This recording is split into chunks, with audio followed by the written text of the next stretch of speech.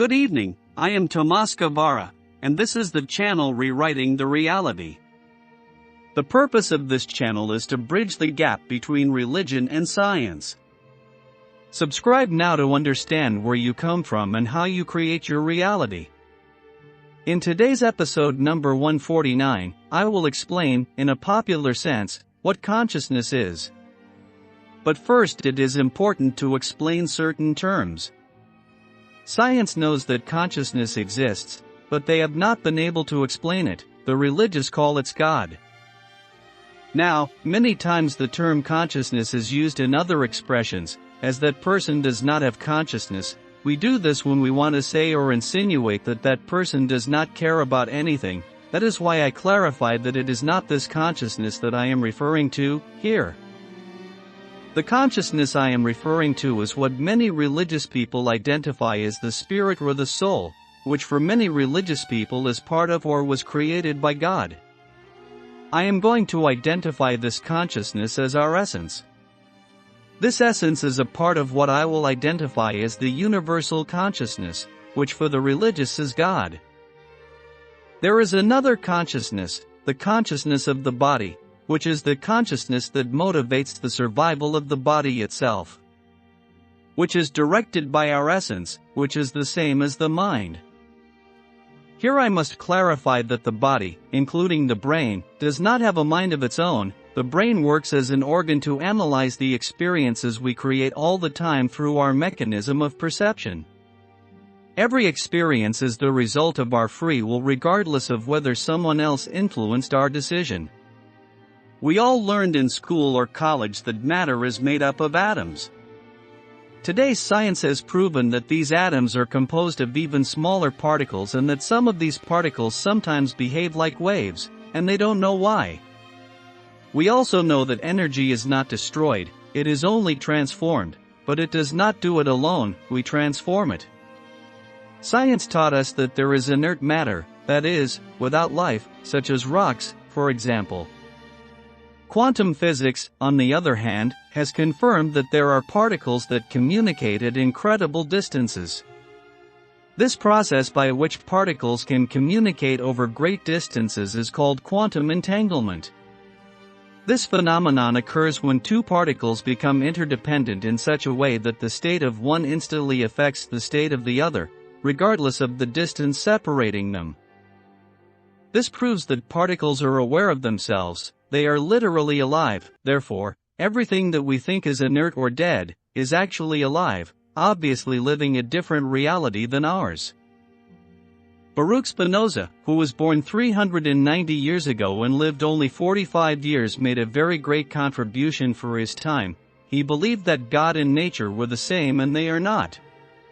To explain this, let me explain that universal consciousness, or God, created energy. Everything we know is energy.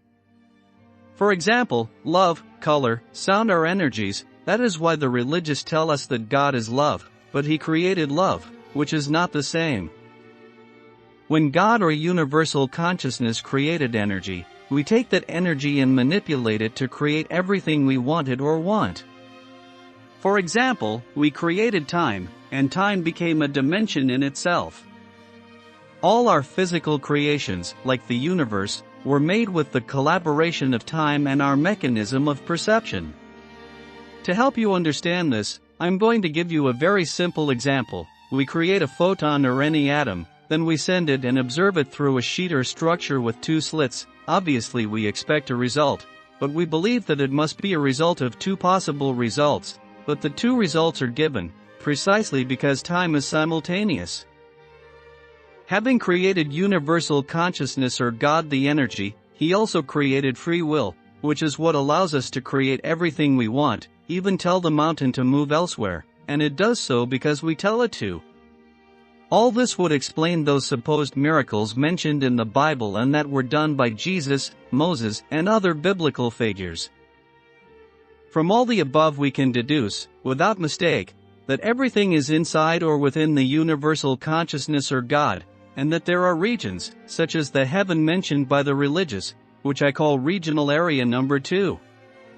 The universe's regional area number 1, which the scientific community calls the Higgs field, since it is composed of Higgs bosons, which they call the God particle. The Higgs boson and the Higgs field are fundamental concepts in particle physics. Higgs boson. The Higgs boson is a subatomic particle first proposed in the 1960s by physicist Peter Higgs and other theorists. This particle is essential to the Standard Model of particle physics, as it explains how elementary particles acquire mass. The Higgs boson was finally discovered in 2012 by CERN, confirming its existence and validating the theory. What you don't know yet is that this particle is made up of billions of links of consciousness or God links. Higgs field. The Higgs field is an invisible field that permeates the entire universe.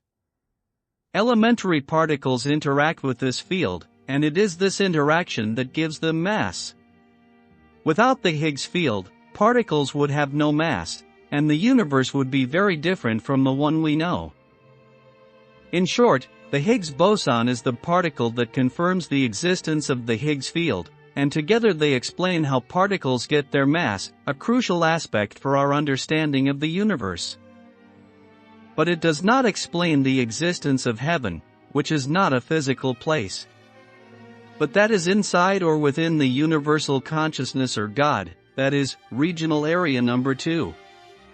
This area is both the dream area, where we communicate with our essence, soul, or spirit, and where we plan for the future, and make new ideas come true. It is the area where we also communicate with universal consciousness or God. If you want more information, please let me know, or you can buy my books at Amazon.com under my name Tomas Guevara Calderon, and don't forget to subscribe to this channel, which is free, and you don't have to make donations.